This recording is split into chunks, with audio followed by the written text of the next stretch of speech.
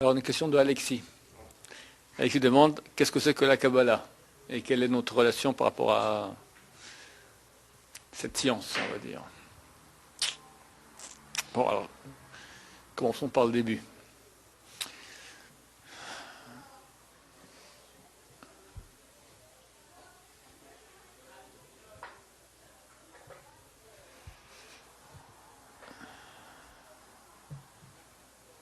Il y a plusieurs niveaux de compréhension dans la Torah. C'est le Pardes. Pardes, c'est acrostiche, donc les premières lettres de 4 mots. Pshat, Remez, Pardes, Drash, Esod. Pshat, le sens simple. Si je peux trouver un exemple, ça serait bien. Voilà, Bereshit, on va dire. Bereshit, bara Elokim et Hashamayim et haaretz. Bereshit, au début, au commencement, comme c'est traduit par le rabbinat, au commencement, Dieu créa le ciel et la terre. C'est le pshat, le sens simple. Le remez, c'est-à-dire les signes. Quels signes on pourrait avoir? Par exemple, on peut me dire, les premières lettres de ce verset, Bereshit, bara Elokim, et Hashamayim et haaretz, c'est les premières lettres aussi, Ben Rishon, Achar Shoshem Yom Tifde. Ton premier fils, après 30 jours, tu devras le racheter. Il y a un rapport entre Bereshit, création, et le Bechor, le fils aîné. Le fils aîné, il est, on va dire, la réalisation du père.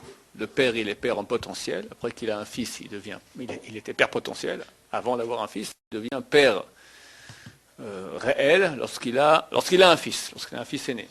Donc c'est le fils qui va donner le statut de père réel au père potentiel.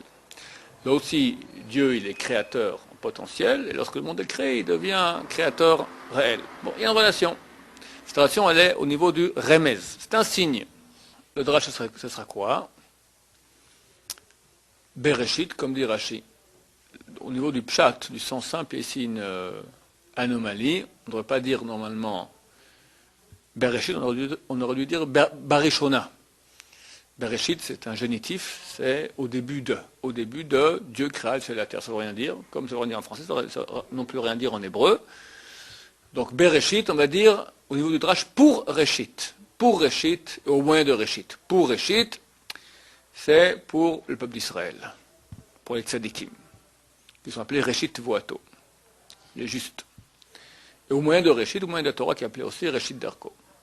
Alors le mot Reshit, il signifie quelque chose au niveau du drash, c'est l'allégorie. Il y a un sens allégorique. Il y a plusieurs midrashim possibles. Pour un verset, tu as des fois des dizaines, surtout pour Bereshit, c'est un verset très riche. Et enfin, tu auras le Sod. Le Sod, ce sont les secrets de la création. Alors qu'est-ce que c'est que Bereshit? Je sais que Tikkun est justement. Alors les secrets, par définition, ils sont secrets. D'accord? Donc on ne les connaît pas. Ce qu'on peut dire, en gros, c'est que ce ne sont pas des secrets militaires et les initiés, on leur enseigne tout à coup le secret et avant ils ne savaient pas et maintenant ils savent. C'est un niveau en fait de perception requis. On va dire comme un enfant. Il y a des choses qu'un enfant ne peut pas comprendre parce qu'il est enfant. Prenons un exemple tout à fait adapté à beaucoup d'adultes qui sont restés enfants, d'accord? On parlait de l'infini. On va parler de l'infini. Voilà. Je dis à un enfant l'infini. Je dis Dieu. Je dis Dieu, il a toujours été. La question que les enfants posent, et que beaucoup d'enfants adultes posent aussi, oui mais avant. Avant. Qu'est-ce qu'il y avait avant que Dieu soit? Alors qu'est-ce qu'on lui répond? On dit non, Dieu a toujours été. Alors le gosse, vu qu'il est gosse, il ne comprend pas ce que tu lui dis. Il dit, non mais, oui, ok, il a toujours été, mais avant, il y a bien eu un début. Alors, avant, ça a toujours été. Ça c'est un sod. C'est un secret. Ça veut dire que ou tu es capable de saisir, ou tu n'es pas capable de saisir. C'est pas, on va maintenant te dévoiler et tu as une initiation spéciale. Voilà, c'est une question de maturité, de maturité rationnelle qui permet de parler de choses que nous ne saisissons pas très bien. En cela, ce sont des secrets. Alors, les secrets s'appellent ce qu'on appelle la mystique juive, s'appelle la Kabbalah. Il y a plusieurs synonymes. Kabbalah, elle est reçue en... Kabbalah, c'est une tradition. On a reçu cela. Ça se transmet oralement. Ce sont des choses qui sont très hautes. Et même les écrits qui en parlent sont extrêmement hermétiques. Et c'est certainement extrêmement attirant dans la mesure où ça parle du sens profond des choses. Mais vu que ce sont des choses profondes et secrètes dans la définition que je viens de donner, ce sont des choses qui ne sont pas facilement accessibles, donc elles restent secrètes. Et tout ce qui est secret, évidemment, attire les mouches. Genre, alors, il n'y a aujourd'hui pas de produit qui est mieux vendu que la Kabbalah. D'accord ? Ça se vend bien. Tout ce qui est secret, les faux kabbalistes, d'accord ? On te dit que ce Rav-là, c'est un kabbaliste. Alors tout de suite, il y a une sorte de aura autour de... Il a des pouvoirs spéciaux, il connaît des choses que nous ne connaissons pas. Ce type-là, c'est un espion. D'accord ? C'est un espion du Mossad. Ah, d'accord ? Et il a l'air tout, il a l'air espion. Tac, tu es au courant déjà. C'est plein de mystérieux. Le mystérieux, ça se vend bien, ça se vend bien. Hein ? Un type qui veut draguer une bonne femme, il lui dit, je suis un espion du Mossad. Alors elle va dire, tu dis à personne, hein, mais mon copain, c'est un espion du Mossad. Elle ne peut pas se retenir. Ça sent très bien. Et évidemment, inutile de le dire, mais je dis quand même, tout ce qui se vend en Kabbalah, tout ce qui est ostensible, clair, tout ce qui fait de l'argent avec la Kabbalah, d'accord, c'est pas la Kabbalah. Les secrets, ils sont secrets. Et les grands kabbalistes, ce sont des gens qui sont secrets. Les vrais grands. Les vrais grands. Parce qu'une des conditions sine qua non pour accéder à la connaissance du sens profond des choses, c'est une grande transparence. C'est-à-dire, moi-même, je dois être transparent. Je dois être proche de Dieu. Or, ce qui m'empêche d'être proche de Dieu, c'est d'habitude, c'est mon ego. Mon ego avec mes pulsions, animal, matériel, égoïste. Et relativement rapidement, quelqu'un peut maîtriser ses pulsions, on va dire, animal, matériel du genre l'envie de la nourriture, l'envie sexuelle. Bon, ça on peut plus ou moins faire avec. Bien que en France, c'est assez difficile parce qu'on est passablement agressé. Reste après l'honneur. Moi. Arriver à être celui qui a pu transmettre le roi, c'est Moshe Rabbeinu. Au propos duquel la Torah témoigne, Vaïsh Moshe anav meod mikol adam asher pnei adama. L'homme Moïse est humble plus que tous les êtres qu'il y a sur terre. Quelqu'un qui est humble, c'est-à-dire qui sent qu'il est zéro, qu'il n'a rien par lui-même. Il sait qu'il n'est pas un zéro, qu'il est très grand, mais il est grand pas par lui-même. Lui, il est rien. Tu peux en faire un paillasson, un rien du tout. Je suis un paillasson, excusez de moi, encore moins. C'est marqué qu'Abraham, il a dit, moi je suis du sable et de la cendre. David, Améler, le roi David il a dit, je suis très petit, je suis Moshe le plus grand, il a dit, Venachnouma, qu'est-ce que je suis? Je ne suis même pas de la cendre, je ne suis même pas un paillasson, qu'est-ce que je suis? Qu'est-ce que je suis? Je suis, qu'est-ce que c'est moi? Je suis ou je suis?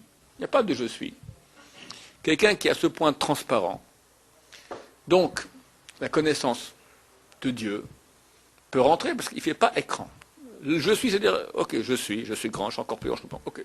Aussi grand que tu sois, au moment où tu t'arrêtes. Donc tu es dans le fini. Pour accéder à l'infini, il faut être rien. Quand tu n'es rien, tu peux concevoir l'infini. Donc la condition sine qua non pour comprendre le sens profond des choses, c'est-à-dire être en proximité de Dieu, c'est l'humilité. Quelqu'un qui dit « moi je suis kabbaliste », ça ne passe pas. C'est un non-sens. Ça ne peut pas passer. Les plus grands kabbalistes, c'est des gens extrêmement humbles. Alors, la Kabbalah, qu'est-ce que c'est? Donc, c'est le secret de la Torah. C'est le sens profond des choses. On la divise en deux parties, Maaseh Bereshit, Maaseh Merkava. Maaseh Bereshit, la création, comment elle s'est faite, qu'est-ce que c'est que le monde, comment il est géré, au niveau physique et bien sûr au niveau métaphysique. Et la partie plus haute s'appelle Maaseh Merkava. Merkava, c'est le chariot, c'est-à-dire l'édifice spirituel, Dieu. Comment depuis l'infinité de Dieu, il y a une descente des mondes qui descend jusqu'à ce monde-ci. Comment Dieu il est. Et c'est marqué que chaque juif, quand il sera voir la Maba, il sera jugé. Est-ce que tu as étudié le Chumash? Oui. Tu as fait après la Bible, Nevi'im Ktuvim? Oui. Après tu as fait les commentaires? Oui. Après tu as fait la Mishnah, la Gemara, le Talmud Bavli, après Yerushalmi, après tu as fait les Rishonim, Achronim, les Poskim, la Halacha, les Midrashim, le Remez, à la fin, le Sod. Alors c'est marqué comment? C'est des brettes, des textes qui datent d'il y a 2000 ans déjà. Alors comment je suis? Qui je suis? Comment je me tiens? On parle maintenant de Dieu. D'accord? Bien sûr, pour parler de Dieu, il faut parler avec des exemples. On ne peut jamais parler de Dieu tel qu'il est. Parce qu'on ne le voit pas, il n'a pas d'image. Alors la façon qu'utilise la mystique juive, c'est parler de Dieu avec des images. Et là, le piège, que les gens, ils ont tendance à voir les images et pas voir ce qu'il y a derrière l'image. Quelqu'un qui est matérialiste, alors il peut voir que la matière. Il peut voir au-delà de cela. Et il ne comprend pas le secret, il comprend que l'image du secret. C'est là le grand danger de la Kabbalah. Que la Kabbalah parle même carrément de relations entre hommes et femmes. Quand il voit ça, il commence à voir dans Dieu des choses pareilles, il perd la boule. D'accord? C'est des choses complètement... Il arrive à des absurdités totales. Donc, il ne faut pas entrer là-dedans. Le mieux, c'est rester... Si quelqu'un il est vraiment fait pour entrer là-dedans, et sincèrement, je ne sais pas qui est fait pour entrer là-dedans, il faut être hyper... Rabbi Chaim Vital, à l'introduction des livres... Bon, Rabbi Chaim Vital, c'est donc lui qui a, on va dire, qui a rédigé les principaux livres de mystique juive étudiés par les kabbalistes. Un temps, la Kabbalah était extrêmement secrète, on va dire, très haute, pas du tout expliquée. Et 2-3 personnes par génération la connaissaient et la transmettaient, les grandes générations. Puis un beau jour, où on est proche de la Géoula, de l'époque messianique, donc déjà il y a 500 ans ça commence, Rabbeinu Hari dévoile une grande partie de la mystique juive. Et c'est pas lui qui va écrire, c'est son élève, Rabbi Chaim Vital. Alors, à l'introduction des Kitvé des écrits du Hari, là-bas, il conjure celui qui veut rentrer dans ces textes-là. Alors, il y a des conditions extrêmement dures. Que la majorité des êtres humains ne peuvent pas jamais se mettre en colère. Pas boire du vin en semaine, pas de relation en semaine. Des choses qui sont très dures. Alors, voilà. Et ça, c'est rien, ça c'est le facile. Après, il faut que tu sois quelqu'un qui soit metoukan, quelqu'un qui soit réparé, entier, qui peut dire je rentre là-dedans. Néanmoins, comme je dis, on arrivera là-bas, on nous demandera est-ce que tu as étudié cela. Donc, il y a un minimum qu'un juif est censé faire, au moment où ça arrive, d'aller commencer à... Il y a des livres, on va dire, de vulgarisation, de choses, où on touche un peu, un minimum qu'on puisse dire, ok, j'ai un peu compris dans le sens. Et ça, c'est nécessaire. Mais, au moment venu, avec des rabbinim qui pourront dire que oui et non, etc., est-ce que tu es au niveau, chez qui on va étudier, est-ce que tu es suffisamment pur pour étudier, c'est dangereux. Dangereux aussi parce que, non seulement parce qu'on peut se tromper, comme j'ai expliqué, comprendre les choses de façon imagée, alors que l'image n'est pas l'essentiel, mais aussi, si vraiment on a un niveau, alors on devient une proie pour le côté négatif. Encore une fois, c'est comme si on est dans le monde du mensonge, un monde d'obscurité. Maintenant, toi, tu deviens un grand projecteur. Et là, un projecteur en pleine nuit, qu'est-ce qui se passe? Ça attire les mouches.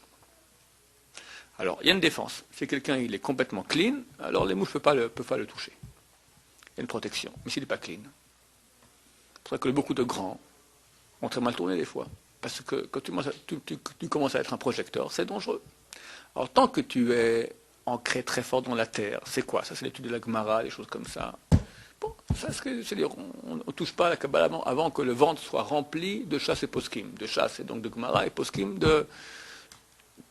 décisionnaire, d'accord? Quand quelqu'un il est ancré, il est cadré très fort par le pshat, par le sens simple, alors il peut commencer, les pieds sont sur terre, la tête peut commencer à penser à autre chose. Mais très souvent, les gens n'ont pas du tout encore les pieds debout, ils rampent encore, ils veulent déjà avoir la tête là-haut, d'accord? Alors c'est comme on dit, c'est comme si tu donnes du vin à un bébé. Le vin, en hébreu on dit ça yain, valeur numérique c'est 70, même valeur numérique que le mot sod, que le secret. Yaina chez le Torah, le vin de la Torah, c'est ce qu'on appelle la Kabbalah, la mystique. C'est marqué qu'à la fin des temps, Machar viendra, et chacun de nous sera sous sa figue et sous sa vigne. La Gaon de Vilna dit sous sa figue, c'est le pshat, c'est tu manges, c'est doux, c'est bon, et sous sa vigne, c'est le sod, c'est le secret de la Torah. Il y aura à l'époque kabbalistique, à l'époque messianique, pardon, il y aura un grand flux de Torah dans les deux côtés, et le côté kabbalistique, et le côté, donc du sens profond des choses, et le côté plus extérieur. À l'époque messianique. Mais maintenant, quelqu'un qui est à jeun, d'accord, il n'a pas encore bien mangé, il n'a pas son ventre rempli de figues, de pain, de viande, d'accord, il boit du vin à jeun, tu le sous, c'est ça un gosse, tu le tues. C'est dangereux. Au niveau de la halakha, au niveau des décisions ilchatiques, de comment se comporter, la Kabbalah a un impact, surtout dans le monde sfarade. Dans le monde sfarade, alors on va dire il y a trois... Bon, dans le monde en général, que ce soit sfarade ou ashkénaze, on voit très clairement que dans le peuple d'Israël, beaucoup de halakha, surtout dans la prière, dans les façons de faire, sont codifiés, sont argumentés par des raisons kabbalistiques. Ce qui est relativement évident, parce que tout ce que nous faisons a un sens. Et le sens profond doit influer sur la réalité des choses que je fais. Prenons un exemple. Shulchan Aruch dit que le matin, lorsque le coq crie, alors on fait la bracha, quand on met ses pieds par terre, on fait Machin Sedegaver. Quand on met sa ceinture, Ozer Israël Begvura, etc. Bon, on n'a jamais vu quelqu'un faire aujourd'hui, à Paris, pas beaucoup de coqs, non plus à Jérusalem. On ne fait plus la bracha. Alors depuis 500 ans déjà, on l'a fait. Rabbeinu Haredi dit, sache, ces brachot, on ne parle pas maintenant de la réalité du coq qui est là, on parle de choses spirituelles, les grandes lumières spirituelles qui se dévoilent, ce qu'on fait Berkot HaShachar. Ça, c'est accepté par tout le peuple d'Israël de tout temps. La Kabbalah dira par exemple que si quelqu'un, après minuit, il n'a pas encore été dormir, il veut maintenant faire Berkot HaShachar avant d'aller dormir, il peut. Pourquoi? Parce que dès minuit déjà, ces lumières spirituelles se dévoilent. Alors qu'il n'y a ni coq, ni shachar. Shachar, c'est l'aube, les brachot de l'aube. Il y a ni aube, on est 5 heures avant l'aube, 6 heures avant l'aube. Néanmoins, minuit juif est passé déjà au niveau kabbalistique, la réalité mystique des choses, dans les mondes supérieurs. Après minuit, tac, c'est une nouvelle chose qui commence. Tu peux déjà faire Berkot HaShachar. Même c'est très bien de faire, parce que comme ça, quand tu vas dormir, tu ne touches pas au goût de la mort, des choses très, très, très profondes. Ok. Alors, on fait ou on ne fait pas? Ben Ishraï dit qu'on fait. Rabbenson aussi dit qu'on fait. Ramon Vadeh, je n'ai pas vu d'avis là-dessus. En tout cas, je ne pense pas que lui serait du genre à le faire. Mais peut-être que oui aussi. Ça, je parle en ignorance, d'accord? Parlons d'un cas où est-ce qu'on aurait mis une antinomie entre la Kabbalah et le Pshat.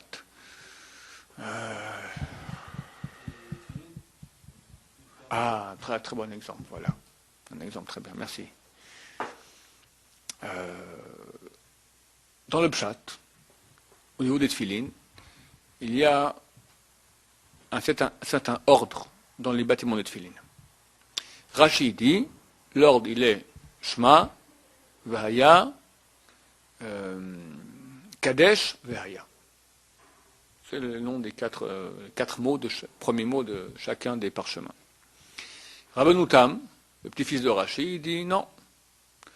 L'ordre il est Shema, Vahaya, Vahaya, Kadesh. Il a inversé les deux dernières. Qu'est-ce qu'on fait nous pour être certains? Le Shulchan Aruch dit, on fait comme Rashi. Yireh Shamayim, un homme qui a la crainte de Dieu, et on est censé avoir la crainte de Dieu, il mettra aussi Rabbeinu Tam, sans la bracha.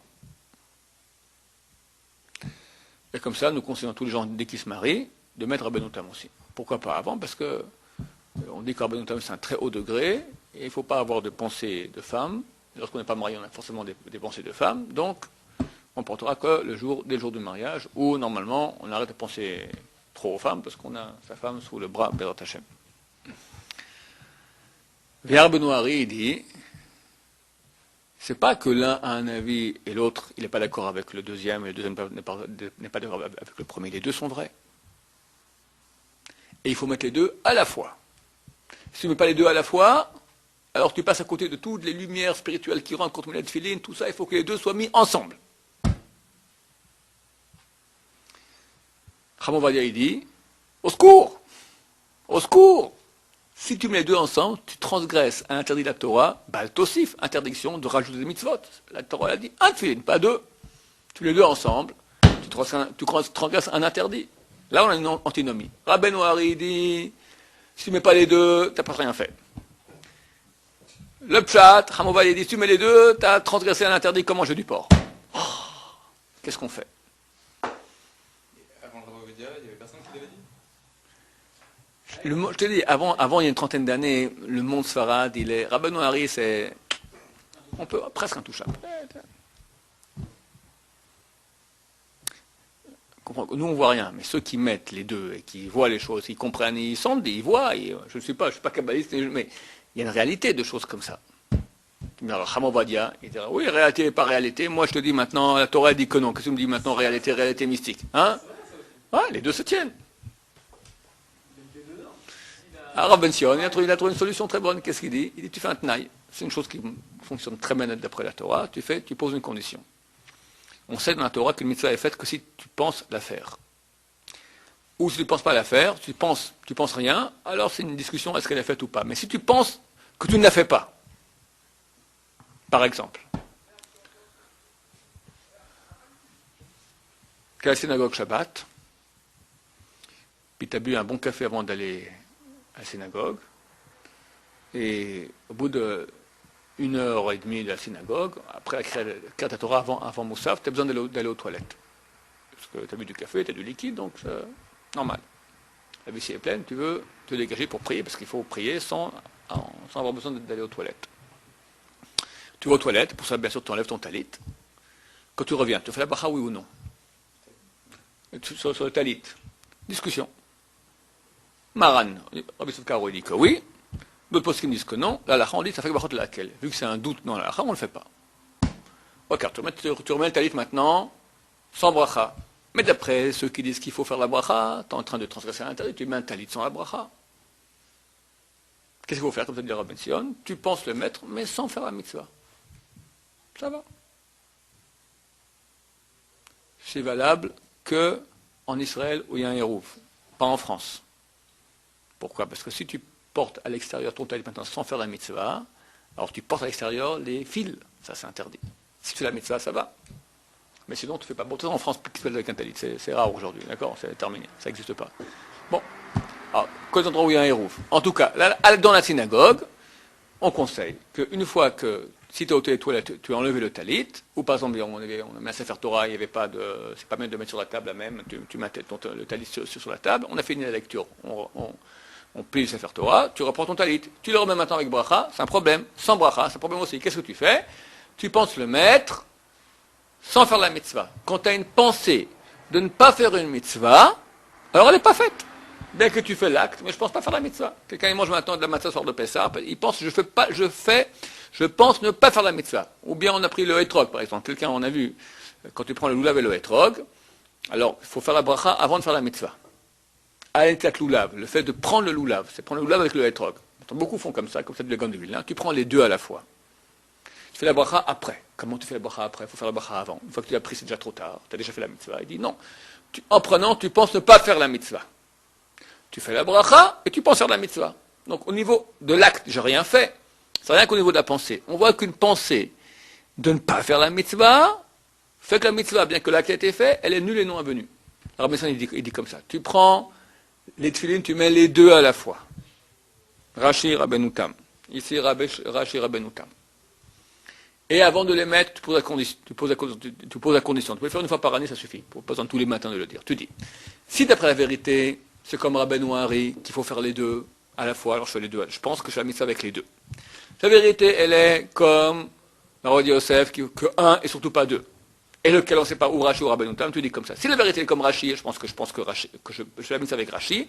Rabbeinu Tam, je pense que je fais aucune mitzvah. Ce sont que des lanières de cuir. Rien, des morceaux de cuir qui sont là.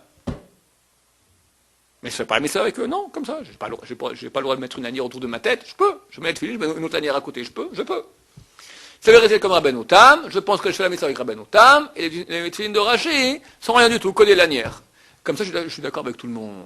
Je ne transgresse pas l'interdit, parce que si on s'est interdit, alors je suis sorti qu'avec un et pas avec les deux. Et si c'est la vérité comme Rabbeinu Hari, je fais les deux à la fois. Et quand on a au Olam Haba, on verra bien qui avait raison. Là, on récolte tout le monde. On s'arrête là, c'est bon? Pas de questions? Oui, une question? Comment quelqu'un qui ne comprend pas ce que ça veut dire peut faire la halakha à Kabbalah? Vu que, alors la question elle est comment quelqu'un qui ne comprend pas les raisons profondes de la Kabbalah, il peut faire la halakha d'après la Kabbalah. La Kabbalah exprime le sens profond. Mais c'est pas parce que je ne comprends pas le sens d'une chose que la chose que je fais, je dois la faire fausse. Je peux la faire aussi vraie, qu'elle soit compatible au sens. On va dire, faut mettre les deux. D'après la Kabbalah, il faut mettre les deux, Rabbeinu Tam et Rashi. Donc moi, j'ai rien compris. Qu'est-ce que c'est comme lumière Rashi, comme lumière Rabbeinu Tam? Mais c'est pas parce que je ne sais pas quelle lumière agit qu'elle n'agisse pas. Quand je mets les tefilines de Rabbeinu Tam et de Rashi, effectivement, en moi se passe maintenant une réalité mystique, métaphysique de parties d'âme qui rentrent, de lumière, qui viennent, qui descendent, qui montent, je ne sais pas comment ça se passe là-dedans, mais ça a lieu. Je ne suis pas au courant. Évidemment, c'est quelqu'un qui est vraiment au courant, et il sait de quoi il parle. Il sait de quoi il parle, ça agira 10 000 fois plus fort chez lui. Les vrais grands kabbalistes, ils prient avec le Sidour de Rabbeinu Arachash. C'est un Sidour qui a été écrit il y a 300 ans, hein, qui t'explique chaque mot où ça agit. Baruch, c'est une page de lecture. Ata, c'est une page de lecture. Hachem, c'est une page de lecture. Dire le verset Shema Yisrael Hashem Elokeinu Hashem Echad, c'est minimum 6-7 minutes de concentration de trucs kabbalistiques. 6-7 minutes. La Hamida, une demi-heure. Et c'est les rapides, ça, d'accord? Ça, c'est les hyper rapides qui savent déjà bien. Mais chaque mot, ils savent. Alors, tu as les joueurs de comédie, d'accord, ils prient même plus, ils sont comme ça en train de voir des lettres et des mots et des trucs, je sais pas. Mais les vrais grands, j'ose dire d'antan, d'accord, je sais pas s'il y en a des actuels. Je parle du Rachash, je parle de grands hommes, du Ben Ishraï, de grands hommes que je pense qu'il n'y a plus aujourd'hui, qui, dans la réalité, ils étaient sensibles à la réalité des choses telles qu'elles sont, et quand ils prient, alors il agit là-bas. C'est certain que ça a un degré des milliards de fois plus, mais ça n'a rien à voir avec nous, ça n'a strictement rien à voir avec nous.